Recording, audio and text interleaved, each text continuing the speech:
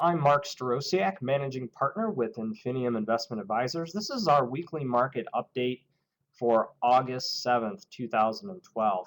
As a reminder, anything we talk about today is purely for informational purposes. It's not designed to be a recommendation to buy or sell securities or follow any investment strategy. Infinium does not provide tax and legal advice, and always consult your own financial advisor before making any investment decisions. So with that, a lot of excitement here lately, right? Markets have been kind of on a tear to the upside. So the last that we spoke was very early in June, and at that time the markets were kind of in a free fall nearly. Investors were very spooked, and this whole European debt crisis, banking crisis, was really in full bloom. And at that time, we would encourage you to go back and take a look. But at that time, it looked like to us that the pessimism was running too high. And indeed, the market's up over 10% from that point in time. So it's really interesting. The news, it hasn't gotten all that better. In fact, it's gotten worse, really, here in the US. Softening economy. China's actually slowed down. We're seeing proof of that. But here it is. The stock market's up more than 10% as measured by the S&P 500. How is that possible? Well, folks, it's possible because people are already too negative. And we can't stress this enough, that there's a disconnect between what you're seeing in the newspapers, on television, on the web, and what the markets happen to be doing at any given time. So our view is you have to know where we've come from to know where we're going to. It's very important, and most individual investors especially don't know where we're at, and therefore it's hard for them to understand where we're going to. All they see are the news and the economic data.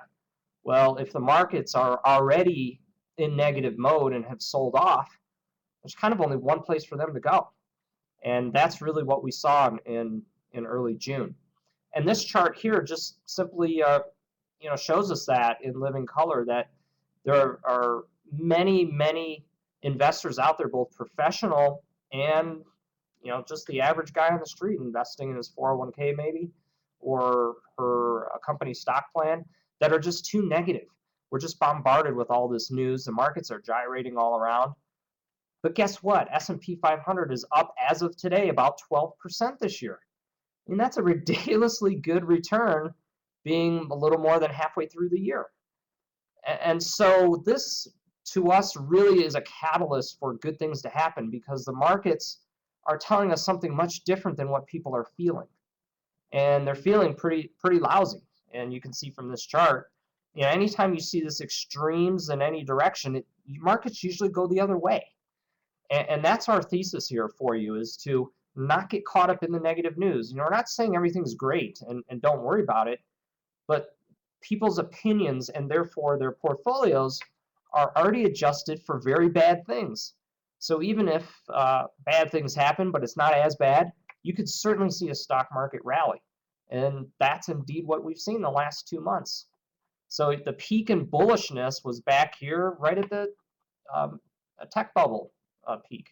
And of course, here we are at this extreme low, and the markets are up 12%. It is a disconnect there, folks.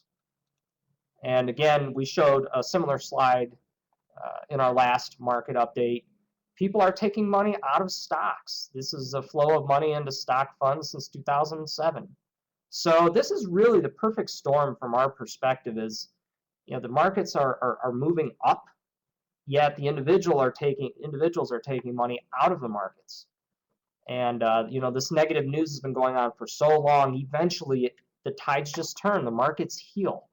We're not in a singular type of environment where there's only one or two data points that influence the markets. This is a very dynamic economy, a world or global marketplace that we live in, and that heals, right? Eventually, it heals. No one's believing that, though, although the market is trying to tell something very different. And then finally, this is a pretty interesting slide. It just shows, back in August of 1979, Business Week said the death of equities. And there was actually another very influential person that came out in the last week or so, Bill Gross, who said, death of equities, expect low returns. Well, Bill, where have you been? I mean, the markets are up 100% from the low in 09, and they've been very rocky since.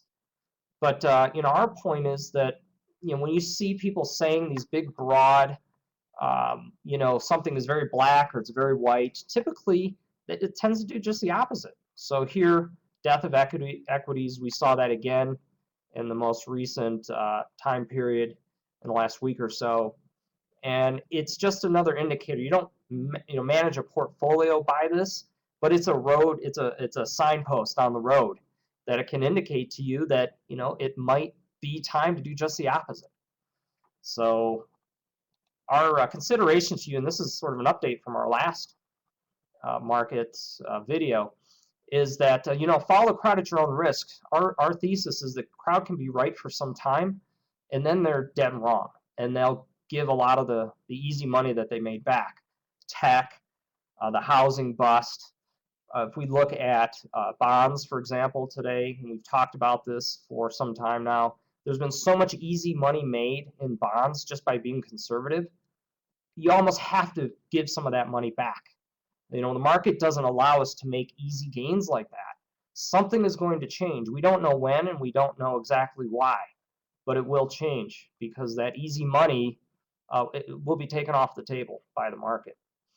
And typically we don't see major declines when people are conservative, when they're scared, when they don't want to take risk. That is what you as an individual investor should be relying on here, is the fact that both professionals and individuals are very conservative. And so if something really bad happens, is that going to really surprise people and cause them to want to take a lot of money out of the markets? Absolutely not, because they've already done it. So any whiff of good news, and we're seeing that in the last couple months, any whiff of good news, or that it's not as bad, is resulted in the markets running higher. Investors still despise stocks, as we showed in those slides. And we keep coming back to this one. Look, as my mom used to say, no belly aching, right? And that's our consideration to you, our final one. We don't want to hear any belly aching of how bad things are, how bad the economy is, how bad your portfolio is, etc., until you get that plan done. So whether or not it's through our firm or your financial advisor or someone else, there are plenty of tools online that one can utilize today.